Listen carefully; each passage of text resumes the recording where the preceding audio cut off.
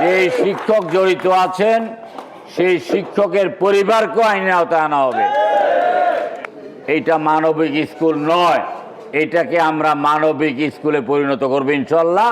প্রতিষ্ঠানের প্রিন্সিপালকে আইনের কাছে আগে আত্মসমর্পণ করতে হবে, তাকে আইনের প্রতি শ্রদ্ধা জানিয়ে তাকে আইনের কাছে আত্মসমর্পণ করতে হবে। হোস্টেলের যে সুপার তাকে আইনের কাছে আত্মসমর্পণ করতে হবে। যারা এই ঘটনার জন্য দোষী তাদের মা বাবাদের কাছে আবেদন জানাবো, আপনারা যদি আইনের প্রতি শ্রদ্ধাশীল হন, আপনাদের ছেলে মেয়েদেরকে আইনের আওতায় তুলে দেন। অন্যথায় যদি তাদেরকে গ্রেপ্তার করা হয়, সাথে সাথে কিন্তু মা বাবাকেও গ্রেপ্তার করা হবে।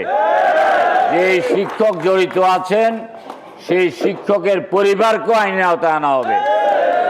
জীবন অবাক না করলে কে করবে? 28% মিল্ক ফ্যাটের অবাক করার সাথে ফ্রেশ মিল্ক পাউডার। জীবন অবাক করুক প্রতিদিন।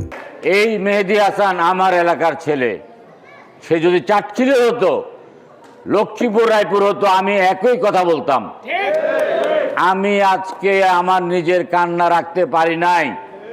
স্কুলের যিনি স্বঘোষিত দায়িত্ব নিয়েছেন তিনি দায়িত্ব পালন করতে পারবেন না, কারণ তিনি যে বিবৃতি দিয়েছেন সেটা আমাকে প্রচণ্ড আহত করেছে। আমার নেতারা মার খেয়ে জীবনের ঝুঁকি নিয়ে প্রতিষ্ঠান রক্ষা করেছে। আপনারা কি কাউকে টেলিফোন করে তাদেরকে সমবেদনা প্রকাশ করেছেন? তাদের কোনো চিকিৎসা খরচ দিয়েছেন? তাদেরকে কেন অভিনন্দন জানিয়েছেন? ওসি সাহেবকে একটা ফোন করেছেন? করেন নাই। টিওনো মহোদয়কে একটা ফোন করেন নাই?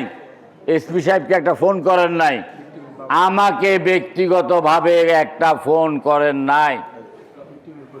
ভিকটিমের পরিবারের সাথে আপনারা কেউ দেখা করেন নাই। আপনারা যদি মনে করতেন যে ভিকটিমের পরিবারের সাথে দেখা করতে আপনাদের কোনো নিরাপত্তার সমস্যা, সেই নিরাপত্তা আমরা দিতাম। আমরা মনে করতাম যে তাইলে এটা একটা মানবিক স্কুল। এইটা মানবিক স্কুল নয়, এটাকে আমরা মানবিক স্কুলে পরিণত করব ইনশাল্লাহ। যে স্কুলে মোবাইল নিষিদ্ধ, সেই স্কুলে মোবাইলের ঘটনায় এই 7-8টা ছাত্রকে বেদম প্রহারের পরে যার মোবাইল বলে কথিত ওই ছাত্রকে কেন সাথে সাথে স্কুল থেকে বহিষ্কার করা হয় নাই? অনেক যদি এবং কিন্তু আছে এখানে।